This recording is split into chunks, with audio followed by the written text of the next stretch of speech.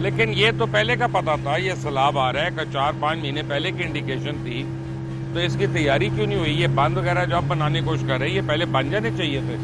देखें मुबशर भाई, ये तो हमें पता है कि सवात में एक फैमिली का इंसिडेंट हुआ था। एक फैमिली थी पूरी और एक हेलीकॉप्टर वहाँ पे नहीं आ सका। तो इंफ्रास्ट्रक्चर की या फैसिलिटीज़ की अगर बात की जाए तो वो तो हर जगह ही हमारी उसकी बहुत बड़ी कमी है, तवज्जो ही नहीं होती हुकूमतों की इन चीज़ों के ऊपर। ताबिश भाई आप खुश हैं? अल्लाह ने हमें कितनी हाउसिंग सोसाइटियाँ दे दी हैं, हर दरिया के किनारे पे इतनी हाउसिंग सोसाइटियाँ हैं। हम खाने पीने की जगह को ख़त्म कर गए हैं, लेकिन घर हमने बना लिए हैं। देखें, ये तो सबसे बड़ा अलमिया है ना कि हम इंतज़ार करते हैं। अभी भी ये सैलाब गुजरेगा, आप देखेंगे कि इन्हीं दरियाओं पे जहाँ पे सैलाब आए वहाँ पे कोई नई स्कीम शुरू हो जाएंगी। ठीक है, तो ये अफसोसनाक बात है, फ्रीक्वेंसी बहुत बढ़ रही है हादसात, और ये जितने भी क्लाइमेट चेंज, अब तो क्लाइमेट इमरजेंसी के अंदर सूरत हाल आ गई है। तो मुझे नहीं लगता कि इसके बाद हमें शायद कभी मौका मिले, क्योंकि जितनी फसलें तबाह हो गई हैं, जितने मकानात तबाह हो गए हैं, इसके जो सोशल इकोनॉमिक कॉन्सिक्वेंसेस अभी होंगे वो सारी दुनिया देखेगी, सारे मुल्क को भुगतने हैं। जुल्करनैन, आपने मुझे बताया था कि रात को आप रेस्क्यू वालों के साथ गए थे और लोगों ने घर छोड़ने से इनकार कर दिया, पानी के अंदर बैठे हुए थे, आ नहीं रहे थे। मैं बताऊं, वो रात 9 बजे का टाइम था और वो वहाँ पे मौजा अमरोट है। एक लड़का रोता हुआ आया कि बच्चे हैं। हम गए, उस लड़के को भी साथ लिया।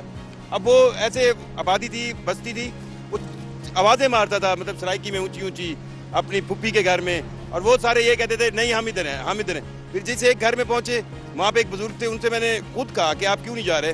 तो उन्होंने कहा, मैं सराइकी में मुझे कहा 25 डंगर रखी गणा, मैं इन्हें को कितना छोड़ा।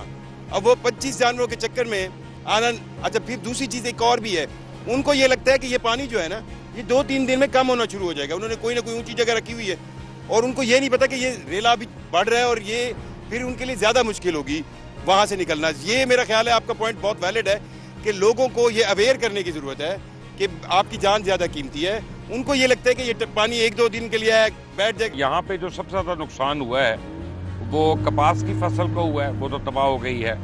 कमाद जो है तबाह हो गई है और सब्जियाँ वगैरह जो है वो आप ख़त्म हो गई हैं यहाँ पे। और ये देखें कि ये जो बागात है ये अब डूबे में, और मुझे बताया जा रहा है कि ये रिकवरी नहीं है। ये बेचारे पता नहीं 8 साल की मेहनत है, 10 साल की मेहनत है, खुदा जाने कितने साल की मेहनत है, क्योंकि फल तो कोई बाग भी 3-4 साल से पहले देता ही नहीं है। तो ये तो लोग तबाह हो गए हैं यहाँ पे, और इसके जो सैलाब के असरात हैं वो हमें 2 हफ्ते तक पता चलेंगे। क्यों था भाई, ज़रा बताएं इसका। बिल्कुल इसी तरह है। आगे अब जो वबाई बीमारियाँ फैलने वाली हैं उनके लिए क्या हो रहा है? यहाँ पे देखें, हम तो अपनी कैपेसिटी में, हमारी जो मेडिकल कैंपिंग है, अब तक वैसे हम पूरे पंजाब में जो फ्लड की कैफियत है, पिछले हफ्ता 10 दिन से हम 7.5 लाख से ज़ायद लोगों को हम मेडिकल की फैसिलिटी अपनी कैपेसिटी में हम दे चुके हैं। यहाँ हमारे 5 कैंप काम करें तो हर कैंप के ऊपर हमने मेडिकल की फैसिलिटी साथ में दी हुई है। लेकिन ये हमारे जैसे चंद इदारों के बस की बात नहीं है।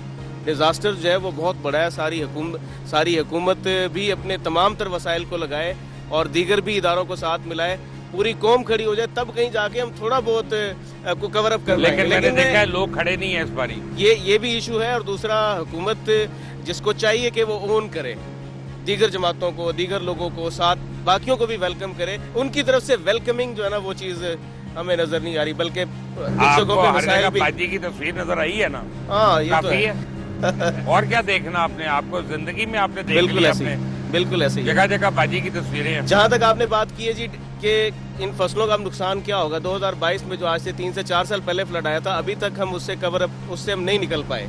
तो ये तो उससे कहीं ज़्यादा बड़ा, ये जो 10-12 साल पहले हमने देखा था 2010 में, उसके बाद से ऑनवर्ड 14 में जो फ्लड आया था, और फिर उसके बाद जो एक महंगाई की सूरत हाल होगी। अभी हम गंदम बुहरान की तरफ जा रहे हैं, चीनी बुहरान से हम निकले नहीं हैं। तो ये सारे के सारे बुहरान है जो हमारे दरवाजे पे दस्तक दे रहे हैं। बहुत ही ज़्यादा संजीदा होने की ज़रूरत है, पूरी कौम को इकट्ठा होने की ज़रूरत है। असल क्राइसिस ही हमें जो इकोनॉमिकल आएगा, जो सबसे प्लस पॉइंट था धान पूरी फसल, वो हमारी पूरी आइडियल चेंज चली गई है।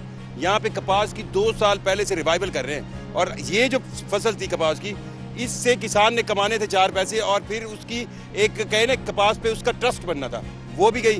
फिर सबसे अहम जो है चारा, अब जानवर तो ये बचा के ले गए हैं बाहर, चारा सारा खत्म हो गया है। और चारे को उगाने में आज ये पानी बैठ जाए, कम से कम 3 महीने लगेंगे चारे को उगाने में। तो वो जानवर अब बेचेगा जानवर, तब बचाएगा, और फिर अगली फसल काश्त करने के लिए फिर वो धार उड़ाएगा।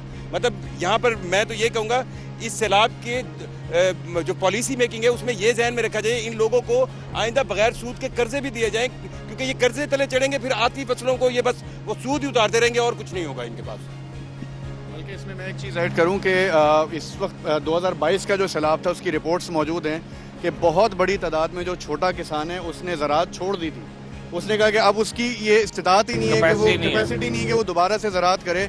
कई लोग हैं जिन्होंने 2010 में ज़मीनें उनकी फसलें हुई, उसके बाद फिर सैलाब आ गया, फिर सैलाब आ गया, तो उसके बाद उनका हौसला ही टूट जाता है कि हम दोबारा से इसमें ज़राअत में आए।